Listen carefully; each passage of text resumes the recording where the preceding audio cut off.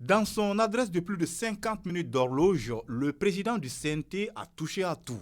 Des activités de son institution au cours de l'intercession en passant par celle du gouvernement et du président de la transition. De la vie de la nation, il a passé en revue la situation sécuritaire avec de multiples attaques terroristes. Les réponses du gouvernement pour satisfaire les besoins des populations à la suite des inondations. Le président du CNT est aussi revenu sur l'historique de la naissance de la Confédération de l'Alliance des États du Sahel qui regroupe le Mali, le Niger et le Burkina Faso. Le colonel Malick Diao a insisté sur la nécessité de l'intégration régionale à travers l'AES. Pour le chef du CNT, l'Alliance des États du Sahel, c'est l'espoir d'une autre Afrique, celle des peuples, seuls maîtres de leur destin.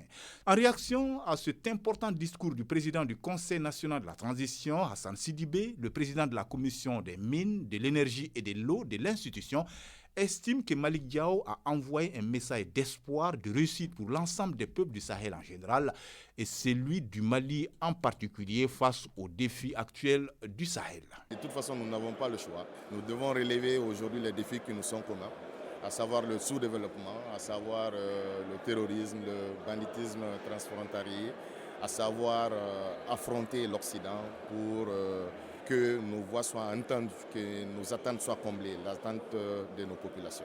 Nous n'avons pas d'autre choix que de réussir et nous réussirons, Inch'Allah. Les travaux de cette session budgétaire porteront sur près d'une trentaine de propositions de loi en plus du budget d'État 2025. Pour le président de la commission loi du CNT, la session s'annonce chargée. Souleymane Dey. Cette session s'annonce être la session la plus difficile que le Conseil national de transition a connue depuis son installation à aujourd'hui. D'autant plus que vous avez vu vous-même depuis l'adoption, en tout cas la promulgation de la nouvelle constitution le 22 juillet 2023, vous avez tous les projets de loi organique qui sont arrivés, plus la loi électorale qui va être abrogée par la nouvelle qui est déposée sur notre table et des ordonnances à ratifier. La commission de loi à elle seule va avoir au moins 17 à 18 projets de loi. Ce sera une session sans repos pour ma commission, mais nous savons aussi que nous allons pouvoir relever les défis. Si le 7 octobre 2024 a marqué la rentrée parlementaire cette année, il faut rappeler que cette date a également marqué quelques faits majeurs dans l'histoire récente du Mali.